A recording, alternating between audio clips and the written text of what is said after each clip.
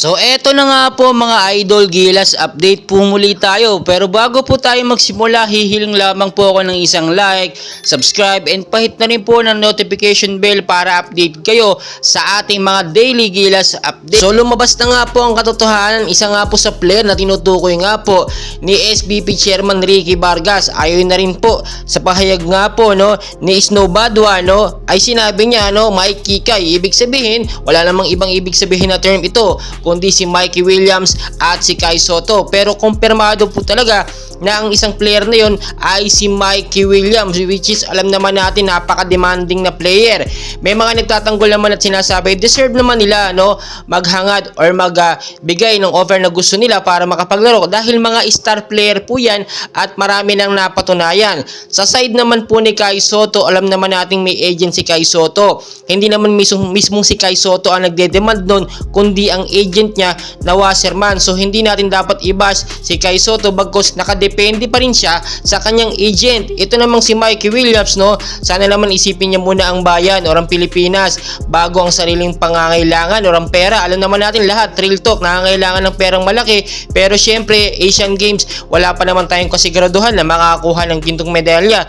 And maganda rin naman ang nangyari na hindi nakasama si Mikey Williams dahil nakagintong medalya naman tayo. So narito ang isa nating pag-uusapan So Gilas Pilipinas, kailangan na nga pong pumili ng kanilang permanent head coach dahil nga po kakatapos lang ng Asian Games, may susunod na naman sila na paghahandaan.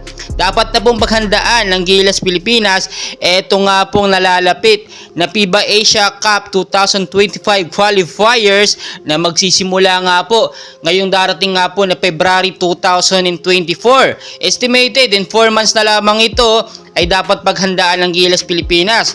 Pero ngayon nga po ay talagang pinag-uusapan pa kung babalik nga po ba sa Gilas Pilipinas itong dating head coach nila na si Chot Reyes or mananatili nga bang head coach itong si Coach Timko ng Gilas Pilipinas, which is maganda ang pinakitang performance sa kakatapos lamang na 2023 Asian Games. So para po sa inyo, ano ang dapat gawin dito ng SBP? So ngayon pa lamang dapat nang kumilos ang SBP dahil dapat talaga makapag-decide sila, either ipapasok nila talaga o ibabalik itong si Chot Reyes, which is alam naman natin nag-step aside lang, at itong si Coach Timko ay pinakausapan lang ng kanyang boss na si Ramon S. ang para nga po maging head coach dito sa Gilas Pilipinas sa Asian Games. Ayon na nga rin po sa naging pahayag ni Coach Timko ay hindi pa nga daw niya iniisip itong nalalapit nga po na FIBA Asia Cup 2025 nalalahukan nga po ng Gilas Pilipinas. Dahil kung titignan po ninyo, pinag-iisipan niya nga bumalik sa Ginebra para nga po sa next season ng PBA.